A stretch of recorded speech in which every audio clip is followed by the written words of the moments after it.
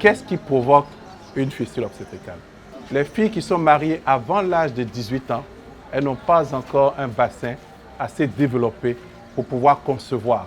Et cela est un facteur qui peut engendrer des fistules obstétricales. J'ai fait 3 jours avant d'accoucher.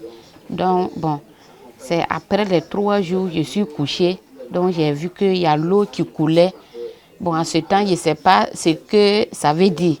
Donc, j'ai appelé la sage-femme pour dire, ah, il y a l'eau qui coule. Elle me dit peut-être que c'est la sonde qui est mal placée. Donc, ils ont enlevé la sonde et puis ils ont placé la sonde encore. Et ils ont parlé de fistule en ce temps.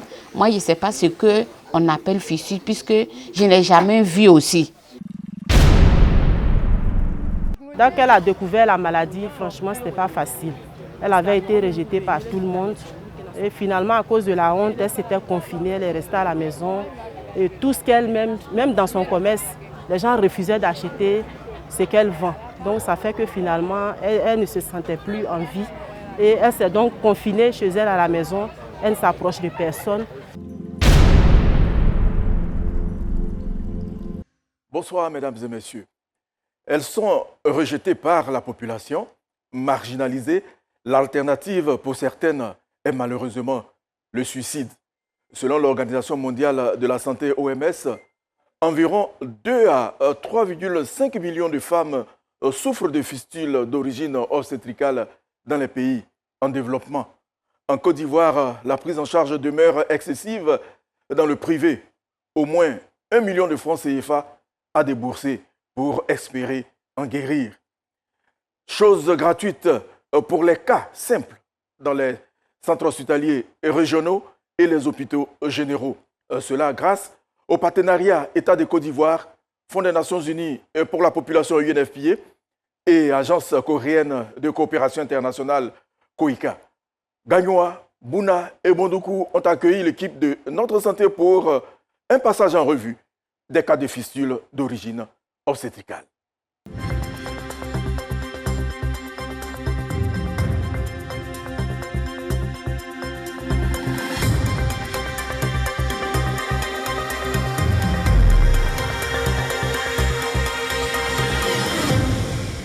Quand je vais en voyage, mais je prends des chiffons comme ça, les gens me regardent façon. C'est la honte sur moi. Les gens m'insultaient même. Si je m'assois là et me lève, les gens disent, toi tu pisses sur toi. C'est devenu un gire sur moi partout. En plus d'être non-voyante depuis 1983, Dame Ibo est l'une des nombreuses victimes de fistules obstétricales. Ce mal qui fait de toutes les catégories de femmes des parias, des rejetées et de véritables oubliés de développement. Quand j'ai eu la grossesse là, j'étais en travail, je suis allée accoucher. Et quand les sages m'ont dit de pousser, j'ai poussé et c'est venu à l'eau. Après, le docteur m'a appelé, il m'a mis un tuyau. Il a dit le tuyau là, après quelques temps, ils n'ont qu'à enlever. Donc, je n'avais pas les moyens, c'est resté sur moi. Jusqu'à ce jour, ça fait 20 ans que ça est sur moi. Dame Ibo est native de Torogué, village situé à 7 km de Daloa, à l'ouest de la Côte d'Ivoire. Sa fistule est survenue lors de l'accouchement de sa deuxième fille, il y a une vingtaine d'années. On l'a traité de sorcière, on l'insultait. Quand on nous insulte, on noce pour nous à Dieu. On ne parle pas, on est là. Carole est une exception vivante. Sinon, dans la plupart des cas, les enfants décèdent à la naissance. Tous les cas de fistule existent ici au CHR de Gagnoa. Cas d'évacuation d'urine, d'excréments ou les deux associés. Pour des raisons de confidentialité, nous appellerons cette jeune étudiante Marie-Félicité. À l'accouchement même, on m'avait cousu. Et puis, 2 semaines après, j'ai eu mal. J'ai eu tellement mal que je suis repartie dans la clinique où j'ai accouché. J'ai dit au sage que j'avais mal. Bon, elles ne m'ont pas donné des calmants. Elles m'ont dit elle peut me donner un calmant, mais comme elle peut m'enlever le fil. Moi, j'ai dit, comme j'avais très mal, il faut enlever le fil. Voilà, et puis elles ont enlevé le fil. Après ça, il n'y avait pas de problème. C'est dans le mois de mai passé que j'ai constaté que quand je suis là, il y a un liquide. Voilà.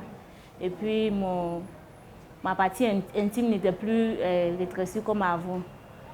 Voilà. Un jour même, j'ai eu à faire une diarrhée, une forte diarrhée, puis j'ai senti que les selles sont passées par ma partie intime. Voilà. Et c'est après ça que j'ai constaté que la maladie était là. Les critères de guérison d'une patiente opérée de fistule sont aperçus ou appréciés après un certain délai après l'intervention. Après l'intervention, il y a une fréquence des rendez-vous, 2 mois, 3 mois, 6 mois. Si au 6e mois, elle ne perd pas les urines, on peut faire un test au bleu pour confirmer que ça ne coule plus du tout. C'est à partir de cet instant qu'elle est considérée guérie. On a 8 jours d'intervention. Le dernier jour, on passe faire la visite des dames. On voit ce qui a marché, ce qui n'a pas marché. Ça, c'est de façon précoce. Donc, on laisse la charge à celui qui est le point focal de la structure. Mais généralement, on donne rendez-vous. On passe encore une visite pour voir si c'est bon. Mais on enlève quand même les sondes urinaires. On enlève les sondes urinaires. Si le résultat est bon, c'est OK. Si ce n'est pas bon aussi, on explique à la dame. Après 1 mois, et puis elles arrivent.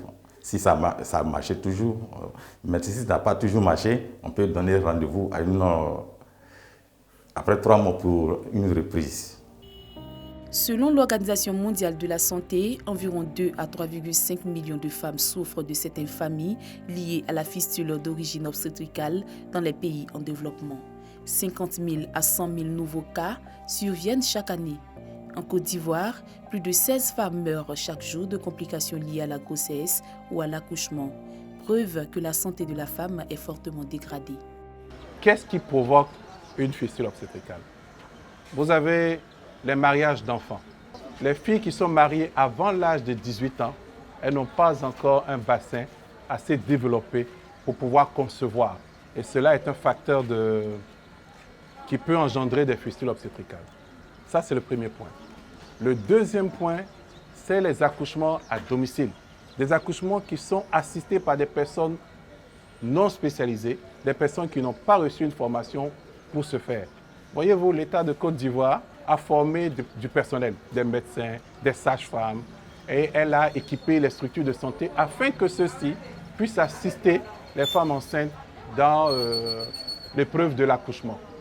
Mais malheureusement, beaucoup d'entre elles encore accouchent au village dans des conditions vraiment peu propices à cet accouchement-là et elles sont sujettes à beaucoup de conséquences telles que les fistules obstétricales.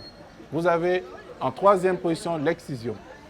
Cette excision qui est un acte barbare, criminel, mais qui malheureusement, au XXIe siècle ici actuellement, continue encore dans certaines contrées de nos villes, de nos villages, de notre pays.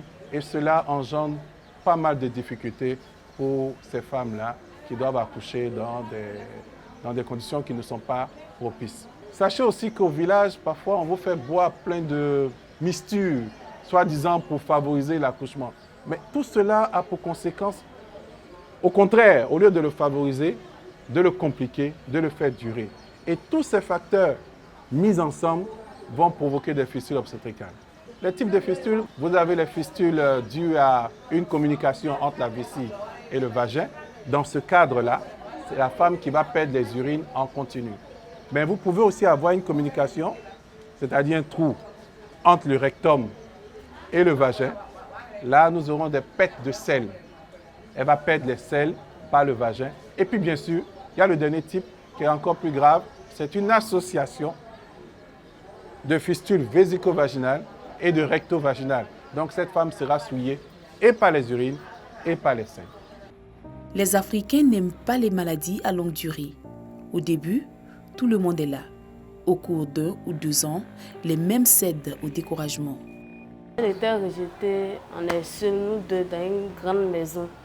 On n'a personne, on est là. Maintenant, on est allé à l'hôpital. On nous a dit qu'on n'a qu'à venir ici pour opérer ça gratuitement. Sans soutien, les conséquences sont fâcheuses. Les victimes de fistules ne peuvent pas aller au marché, elles s'enfuient. Il y a même des cas de suicide. À Bouna, une vingtaine de cas a été détecté cette année. 13 ont subi des interventions chirurgicales. Les cas graves se règlent à l'occasion d'opérations menées par l'UNFPA. Une coopération s'est instaurée entre médecins pour les cas compliqués. L'UNFPA a commencé la prise en charge des fistules obstétricales en 2007. En 2012, elle a été appuyée par un bailleur très important, l'Agence de coopération internationale coréenne, la COICA, et le ministère de la Santé s'est associé à cette entreprise-là. Donc ce sont ces trois entités qui ont mis en place le projet Fistule. L'UNFPA appuie l'éducation des filles grâce au programme de renforcement de la scolarité des jeunes filles, le maintien des filles à l'école. Il y a des stratégies comme les écoles de Marie qui permettent de former les populations sur l'importance de fréquenter les maternités. L'opération dans le privé coûte cher. Le million de francs CFA est à débourser. Chose gratuite dans le public pour soutenir les populations démunies, comme le stipule clairement la circulaire numéro 2875 du ministère de la Santé et de l'Hygiène publique du 22 mai 2020 relative à la prise en charge des routines des cas simples de fistule obstétricale dans les CHR et les hôpitaux généraux. Les interventions de routine sont actées par rapport à la note circulaire du ministre de la Santé depuis mai 2020, instruisant tous les acteurs de prise en charge de mettre l'activité de prise en charge des fistules dans les activités de routine, les activités quotidiennes que nous faisons tous les jours.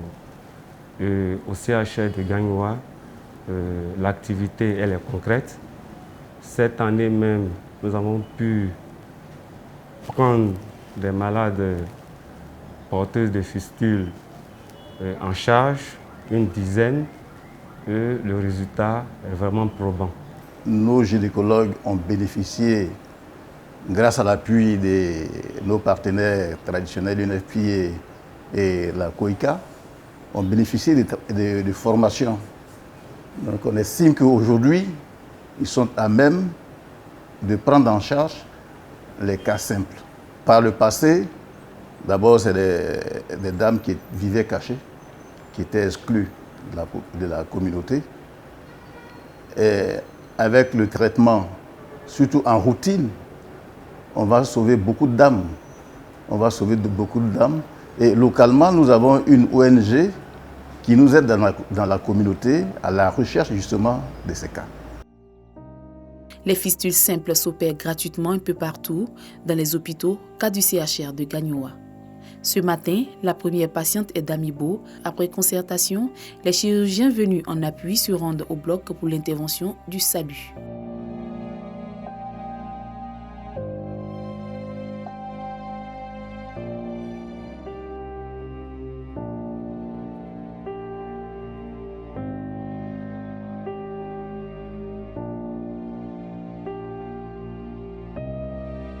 La patiente les précède pour les préparatifs d'avant-intervention.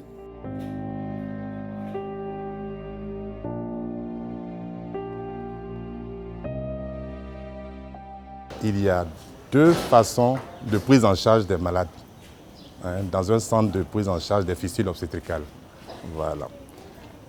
Il y a les interventions en routine. Voilà. Et puis, il y a des caravanes pour faire la prise en charge des cas compliqués. C'est ça. Donc nous opérons en routine, c'est-à-dire quoi? Une malade qui a un problème de fistule obstétricale se rend dans le centre de santé indiqué pour être pris en charge. Donc au centre de santé, la malade est reçue par toute une équipe.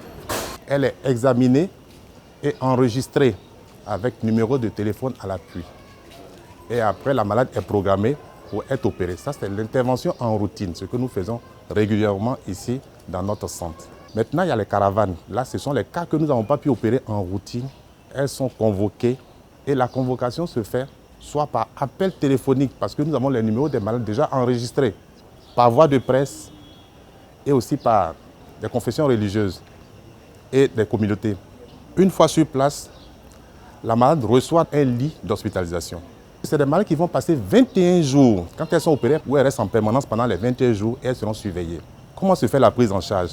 La malade d'abord est préparée, elle est examinée et puis programmée. Une fois qu'elle est programmée, la veille de l'intervention, elle est informée qu'elle va passer en intervention. Et il y a une préparation spéciale. Elle doit se laver, on doit raser et vider son rectum. C'est un lavement. Le lendemain de l'intervention, elle est prise en charge par l'équipe d'anesthésie qui va prendre une voie veineuse et la préparer pour l'anesthésie. L'anesthésie utilisée, c'est la rachianesthésie. C'est-à-dire quoi? Je crois que vous avez vu, on fait une piqûre juste dans le dos de la patiente pendant qu'elle est assise et elle ne sent plus tout ce qui est en bas. Au niveau pelvien jusqu'au niveau des pieds, elle ne sent pas. Et on peut l'opérer tranquillement et causer avec elle. L'intervention est pratiquée par des chirurgiens. Et après l'intervention, la dame rejoint sa salle d'hospitalisation où elle est surveillée en permanence par une équipe d'infirmiers et de sages-femmes jusqu'à ce que le bloc chirurgical soit levé parce qu'elle ne sent plus ses jambes. Ça va mettre du temps, 3 heures, 6 heures au maximum, et puis elle peut trouver l'usage de ses jambes. Voilà. En ce moment, la dame reste en hospitalisation et en surveillance pendant 21 jours avec une sonde urinaire. Et c'est au bout de 21 jours que la sonde urinaire est retirée et la malade regagne son foyer et elle est convoquée 1 mois de temps après. En plus des opérations de routine, il y a des caravanes. Les malades reçoivent les informations par les leaders religieux et les ONG. Ce sont des femmes qui ont vécu un calvaire par rapport à ce mal. Et même il y a eu d'autres qui ont failli se suicider. Donc dans nos visites, on a essayé d'échanger avec ces femmes, de parler un peu de leur histoire et pour leur donner à notre niveau l'espérance, l'espoir que c'est que l'opération qui est en train de se faire va leur donner un nouveau statut. Dans nos différents prêches, on a sensibilisé la population sur les dangers que représentait cette maladie et également à travers la radio locale où nous avons lancé un message pour inviter toutes les femmes malades à venir se faire soigner. Et Dieu merci, alhamdulillah, ça a eu un bon écho. Je partais dans les villages pour les visites. J'en parle en chair d'abord, parce qu'au moment des annonces communautaires, j'en parle et je dis au moment qu'il y a une maladie, certainement que personne n'en parle, mais c'est vécu, comme nous le disons, in pectore, c'est-à-dire dans le fond de que chacun souffre de cette situation. Et donc j'ai eu quand même une première qui est venue, et c'est après son opération que les autres ont commencé à se manifester. Je crois qu'on avait détecté 5 à 6 personnes qui étaient dans ce cas-là. Donc nous avons la sensibilisation pendant les annonces paroissiales. Et quand je vais dans les visites en famille, j'essaie d'approcher les mamans surtout pour leur en parler. C'est comme ça que nous procédons. L'intervention a connu un succès, cela en 18 minutes. Il s'agit d'une patiente de 60 ans qui a développé sa fistule au décours d'un accouchement qui a été mal suivi et qui a sa fistule depuis 20 ans. Au cours de l'intervention, il s'agit d'un type 1, un cas banal, assez simple, qui aurait pu être traité depuis fort longtemps. Malheureusement, par manque d'informations, elle ne savait pas qu'il y avait des possibilités opératoires. Alors que le Fonds des Nations Unies, en partenariat avec la COICA et le ministère, développe, et ce depuis 2007, un programme de prise en charge des fistules obstétricales. Et donc, je pense que peut-être que l'information n'est pas passée à son niveau, mais aujourd'hui, elle a été opérée. Et l'opération s'est passée de façon simple, bien, et nous pensons, des collègues et moi, qu'elle a un pourcentage de taux de réussite que nous évaluons à au moins 75%. Le suivi post-opératoire est une étape décisive dans le processus de guérison. On lui donne des informations supplémentaires. Si c'est une jeune dame en âge de procréer, on lui dit si jamais vous prenez une grossesse, il faudra forcément présenter notre fiche de sortie à la maternité où vous allez prendre votre carnet. Et l'accouchement se fera par césarienne. Après la sortie de la dame, à partir de J1, elle peut commencer à s'alimenter. On voit l'état des urines, puisqu'elle boit assez d'eau, 4 à 5 litres d'eau par jour. Donc les urines doivent être claires. Lorsque les urines ne sont pas claires, on se rend compte qu'elle ne boit pas assez d'eau. Il faut qu'elle boive assez d'eau pour que la vessie soit bien irriguée, bien lavée, pour éviter à ce que les points lâchent. Les malades ne sont pas seuls en salle d'hospitalisation. Elles sont soutenues par les associations féminines, les ONG et les religieux. Objectif, prier et sensibiliser les convalescentes afin que celles-ci servent également de relais auprès des autres femmes et de la communauté. Des actions qui portent parce qu'elles permettent à toute malade de se faire connaître afin qu'elle se fasse opérer. Étant donné que c'est une maladie qui est dite la maladie de la honte, nos dames se cachent beaucoup. Donc il va falloir faire assez de plaidoyer, expliquer les différentes causes de la maladie à nos populations données, afin de lever tout équivoque et aussi que les différents préjugés. Parce que lorsque nous partons dans la communauté, le savoir populaire nous dit comme cela que c'est parce que la femme aurait trompé son mari, elle a eu un sort. Or, les causes ne sont pas ça. Donc, c'est à la suite de longs échanges en expliquant les causes de la maladie. Là, maintenant, ils sont disposés à ce qu'on puisse les référer au CHR pour la prise en charge totale. Nous les sensibilisons afin qu'elles comprennent qu'une femme qui a la fistule a dû être excisée depuis le bas âge, c'est-à-dire depuis le début de l'adolescence, ou soit la femme qui est enceinte et qui n'est pas vite venue à la consultation prénatale. Elle n'a pas fait d'échographie, rien. Et puis bon, comme ça, à l'accouchement, c'est ce jour-là qu'elle vient à l'hôpital. Ou bien soit, elle va accoucher chez une matrone. Les complications peuvent arriver, ça va envoyer des fistules aussi. Et surtout pour celles qui se cachent, qui ont honte, qui sont huillées, qui sont humiliées, stigmatisées, les emmener, les encourager à venir voir le docteur ici à l'hôpital. Parce qu'actuellement, le COICA a fait venir déjà les moyens pour faire opérer ces femmes-là. Et c'est gratuit. Grâce au partenariat État de Côte d'Ivoire, Fonds des Nations Unies pour le développement UNFPA et Agence coréenne de coopération internationale COICA, des investissements ont été réalisés dans les hôpitaux. Fruit de cette coopération, la construction et l'équipement du bloc opératoire de l'hôpital général de Bouna.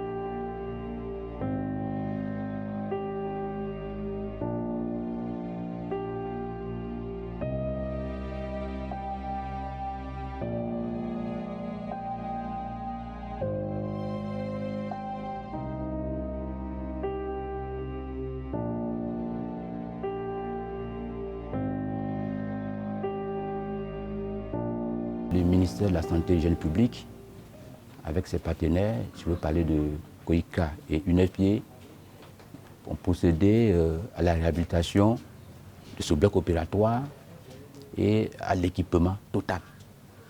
Donc ce bloc opératoire dispose de 2 salles opératoires totalement équipées, fonctionnelles. Avec ça, nous arrivons à prendre en charge les cas de chirurgie parce qu'avant cette réhabilitation, les dames étaient, on peut d'évacuer les dames au CHR de Bondoukou. Et depuis que le bloc est fonctionnel, les dames ne sont plus évacuées. La prise en charge des cas de fistule se fait ici. Les cas de césarienne aussi, les césariennes aussi se font ici. Et tout ça pour le bonheur de la population. COICA aussi nous a offert un bâtiment d'une capacité de 12 lits, ce qui nous a permis d'augmenter notre capacité d'accueil. Et après les interventions chirurgicales des cas de fistule, c'est effectivement dans ces salles-là que les dames sont hospitalisées pour le suivi post-opératoire. La fistule, ce mal pernicieux, est parfois traîné pendant 20, voire 40 ans. Une souffrance physique et psychologique chez les malades. Des malades chez qui l'intervention peut connaître un échec, mais il n'y a pas lieu de s'alarmer. La fistule obstétricale peut survenir à tout âge, mais comme on dit, c'est une fistule obstétricale, c'est une femme qui a quand même atteint un âge où elle peut procréer, c'est-à-dire parce que c'est au décours d'une grossesse, au décours d'un accouchement. Mais il faut savoir que le vécu de ces femmes diffère d'une à l'autre. Il y a certaines qui sont supportées par leur conjoint, par leur famille, mais la plupart sont abandonnées. Nous avons des cas de femmes qui ont vécu 47 ans avec leur fistule obstétricale, mais ce n'est pas manque d'informations qu'elles font de longue durée comme ça avec leur fistule obstétricale. Mieux, les victimes de la fistule d'origine obstétricale ont été installées. Elles mènent des activités génératrices de revenus. Elle a reçu des sacs de riz à vendre. Et aujourd'hui, elle fait son commerce de riz. Ça marche. Elle remercie Koïka, elle remercie l'UNFPA et puis le gouvernement de Côte d'Ivoire à travers le ministère de la Santé. Partout où elle passe aujourd'hui, elle dit que cette maladie peut être guérie. Et après ça, on t'aide à pouvoir faire une activité de génération de revenus. Donc aujourd'hui, elle est très contente parce qu'elle-même, aujourd'hui, ça l'a libérée et puis elle est libérée dans la tête également.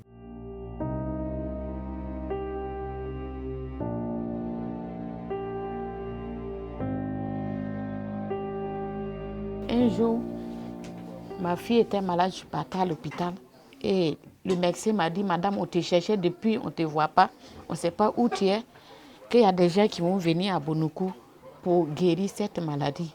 Il dit, docteur, c'est bon, que je ne fais plus. Il dit, mais tu es encore jeune. Il dit, non, mais c'est bon, je vais rester comme ça. Il dit, mais si après tu as quelqu'un qui veut te marier, que tu es gâté. Il dit, mais ils ont fait, ça n'a pas réussi. Il dit, il faut partir. Et je suis venue à Bonoukou et ils ont fait l'opération.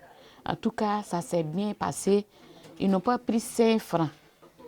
J'ai fait 2 mois à l'hôpital. Bon, après, on nous a libérés, je suis partie. Quand je suis partie, mon homme veut revenir. J'ai dit non, et ça, c'est fini. Il dit, il va payer les dépenses. Il dit non, il n'a rien à payer. Comme on a eu 2 enfants ensemble, il n'a qu'à s'occuper de tes enfants. J'ai ma soeur ici, elle est institutrice. Elle m'a dit, comme, il faut venir chez moi. Donc je suis venue. Elle m'a dit, il faut aller prendre ta machine pour venir.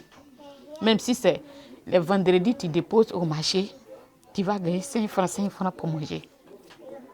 Et quand je suis venue, Dieu m'a fait grâce. J'ai vu un magasin et je suis restée dedans. En tout cas, je n'ai pas regretté.